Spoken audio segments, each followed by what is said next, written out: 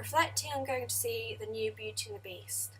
The reason why I wanted to go see the new Beauty and the Beast is because as a child I grew up with the storyline of not judging people by the way they look and that there's something more than skin deep. I thought that this would relate into my project quite well because disfigurement is being judged on the way you look, and Beauty and the Beast, the storyline is that you shouldn't judge people on their looks. And I wanted to see how this new movie, a new generation, would see Beauty and the Beast, and if how they would pick up on that storyline, and if it would actually reflect into disfigurement and people that look different more severely. I know it's quite far fetched because he looks like an animal, but I was wondering if just because he looks like an animal, does that mean it can't relate into disfigurement? So I decided to go and watch the film and find out for myself. This worked well because they stayed true to the very basic storyline of the curse and how he was turned hideous by someone else because of how vain he was and how superficial he was, which I did like. However, a thought that did cross my mind was, my question is society becoming more accepting of disfigurement?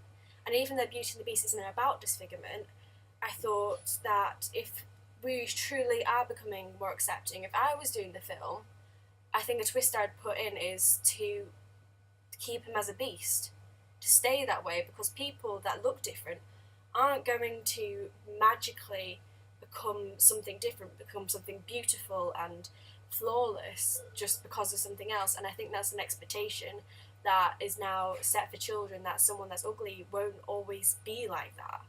So it really made me think about if we're becoming more accepting, apparently, that why we still need these ancient fairy tales of how beauty will come out rather than sticking to why can't we see the beauty within? Why do we need at the end of the story for someone to be beautiful? Like what is the need for that? And I think that really sort of comes into my project when thinking why do we need that? And I think it's still there in society of that beautiful is good and ugly is bad. It's very still strongly there, and if we were becoming more accepting, then we would possibly try something like keeping the beast a beast because she fell in love with the way he was, and she loves him because of that. I think that this was a really valuable thing to go and see because yes, it's a great film and it's done really well, and one day I want to work in film and be a special effects artist.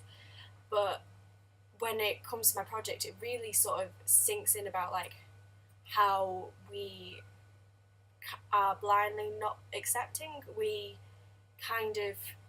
think that we're in this modern age and we're remaking all the Disney films, and I don't understand why, if we're taking a new spin on it, that we can't take have a different ending or have a different different ending and different twists and that kind of thing. Why do we feel the need to stick to the script? Is it because it would make viewers happy?